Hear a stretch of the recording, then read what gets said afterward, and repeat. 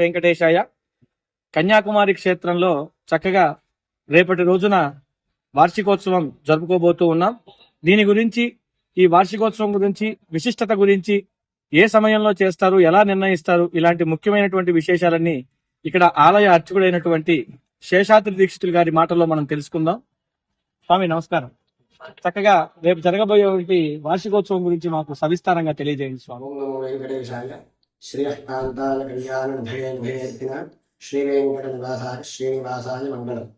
తిరుమల తిరుపతి దేవస్థాన అనుబంధ ఆలయమైనటువంటి తమిళనాడు రాష్ట్రం కన్యాకుమారి క్షేత్రమునందు భక్తులను అనుగ్రహింపడానికి స్వామివారు శ్రీభూసమేత లక్ష్మీ వెంకటేశ్వర స్వామివారు తిరుమల తిరుపతి దేవస్థానం తరపున 27/1/2019 ఆదివారమునందు స్వామివారి సప్తమి తిథి పుష్యమాసము చిత్తా నక్షత్రమునందు ఈరోజు మహాకుంభాభిషేకము జరిగినది.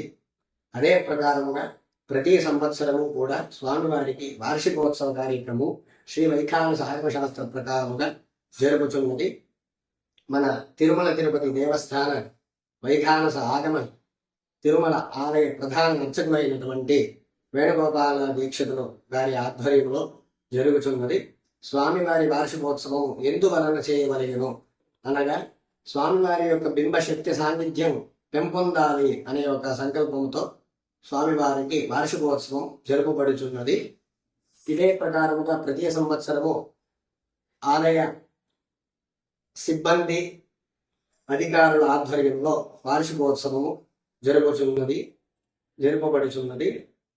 అదే ప్రకారంగా భక్తులను అనుగ్రహించి స్వామివారి కృపకు అనుగ్రహ పాత్రులు కావాలని కోరి. నమస్కారం స్వామి, చాలా బాగా చక్కగా వివరించారు, మీకు ధన్యవాదాలు. భక్తులందరూ కూడా ఈ అవకాశాన్ని వినియోగం చేసుకుని స్వామివారి వార్షికోత్సవంలో పాల్గొని పరిపూర్ణమైనటువంటి స్వామి అనుగ్రహాన్ని పొందాలని కోరుకుంటూ ఓం నమో వెంకటేశాయ.